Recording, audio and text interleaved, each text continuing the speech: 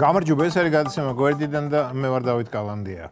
ეს ოპოები ახლა რა დუღზე არიან და წარმოგიდგენიათ მართლა რომ მოეგოთ არჩევნები და რომ დააბრუნებულიყვნენ მართლობაში რას გვიზამდნენ. ალბათ დაგვაწყობდნენ, პირველ მეორეზე გაგვათვლევინებდნენ, პირველებს დახვრეტდნენ, მეორეებსაც დახვრეტდნენ ან ჩამოარჩობდნენ.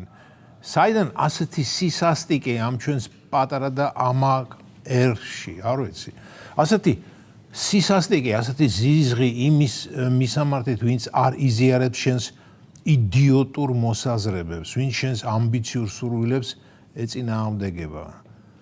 ნუ თუ ეს ყველაფერი ახალშეძენილი თვისებებია ჩვენი ეთნოსის, ჩვენი მოქალაქეების, თუ ყოველთვის ასეთები ვიყავით. სრულიად შესაძლებელია, როდესაც 12 წელი წაგების უწყვეტ რეჟიმში ხარ, უაღრესად ბოროტდები, სასტიკდები, არაადამიანდები, მხეცდები.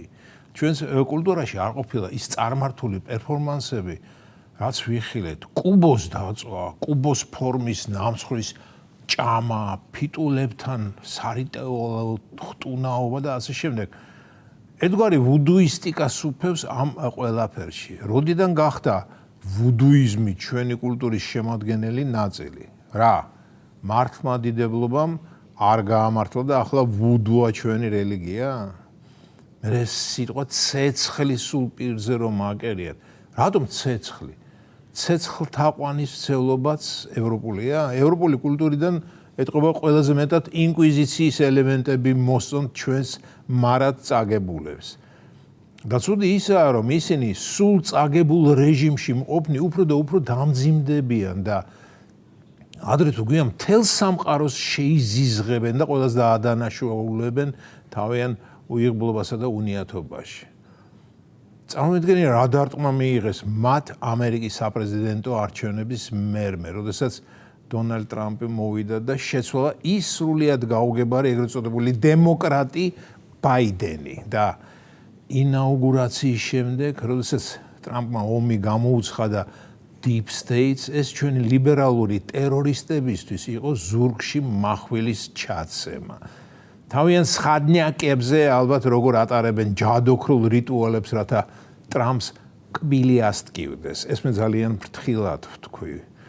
მათზე ბედნიერი სხვა არავინ იქნებოდა ამერიკის დღევანდელ პრეზიდენტს, რამე ისეთი რომ დამართნოდა. თუმცა ტრამპის უკან დგანან ტრამპისნაირები და იმედი მაქვს, რომ ბაიდენ ობამასებურების უკან მობრუნება არ მოხდება. ის ავად სახსენებელი USAID, 40 მილიარდ ბიუჯეტიანი USAID და ხარჯვითი ნაწილი ხომ საერთოდ. რომ არ ვიცოდე, რომ სიმართლეა, გვეგონებოდა, რომ რაღაც სატირული მულტსერიალის სიუჟეტია. 25 მილიონი დოლარი დაიხარჯა საქართველოში მწვანე, ანუ ეკოლოგიური ტრანსპორტის განვითარებაზე. მეგობრებო, რამე ხსმენიათ, რომ საქართველოში მწვანე ტრანსპორტი განვითარდა? ვიღაცა მითხრა, რომ ბანერებზე დაიხარჯა ეს ფულიო. დიახ, ბანერებზე სადაც თურმე ეწერა, რომ მწვანე ტრანსპორტი ეს კარგია. დიახ, ბანერზე რომ არ წამეკითხა, ვერასდროს მივხვდებოდი მე ბნელი ადამიანი, რომ მწვანე ტრანსპორტი კარგია. თუმცა სიმართლე გითხრათ, მე ასეთი ბანერები არ მახსოვს. ეტყობა იქ ჩამოკიდეს, სადაც მე არ დავდივარ. იცოდნენ, რომ ისედაც ვიცი, რომ მწვანე ტრანსპორტი სასარგებლო რამაა და ჩემზე არ დახარჯეს დრო და ბანერი და დოლარი. ხომ წარმოგიდგენიათ, ამ მწვანე ტრანსპორტის განვითარებაზე ხელი როგორ მოითფო ვიღაცებმა. რაზე იხარჯება ამერიკელი გადამხდელების ფული. საინტერესოა, ამერიკაში ყველაზე დემოკრატიულ და ფისკალურად გამჭვირვალე ქვეყანაში მოსახლეობას რომ უთხრა თქვენი ფული 25 მილიონი დოლარი შორეულ საქართველოში დაიხარჯა მწვანე ბანერებზე. რას იტყვიან? სიამაყით გრძნობით აივსებიან, იტყვიან ტყუილად არ გადაგვიხთია გადასახადი, კარგ საქმეს მოხმარდაო? რომ არ მოხმარებოდა იმ ბნელ ქვეყანაში, ვინ გაიგებდა მწვანე ტრანსპორტის ავკარგიანობის შესახებ? გესმით ხალხო, რატომ ატყდა შარშან ეს სვლელობები ეგრეთ წოდებული რუსული კანონის წინააღმდეგ? რამდენი ასეთი ლევი პროექტია დაფინანსებული და რამდენი ადამიანი იკვებებოდა ასეთი ფულით. ჩვენიანის და უცხოელის. საინტერესოა, იმ მწვანე ტრანსპორტის უცხოელ პოპულარიზატორებს რა ხელფასები ჰქონდა და როგორ მოითფეს ხელები. მოდი ამ საკითხს გვერდიდან შევხედავ და ჩემს თავს დავაყენებ იმ მუქთა ფულის მიმღებების ადგილას. აი მეყოფავდა თუ არა სინდისი ასეთი მოგონილი, ასეთი აბსურდული პროექტებიდან ფულის ასაღებად. წვდომა რომ ქონოდა USAID-ის ფინანსებამდე. ალბათ გეტყვით არ ვიცი.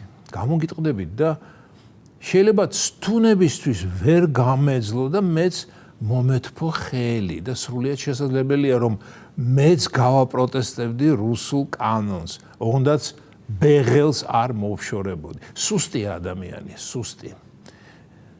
ისე კი $25 მილიონ ერთი ხიდი აშენდებოდა მტკვარზე და იქნებ საცობების რაოდენობა შემცირებულიყო.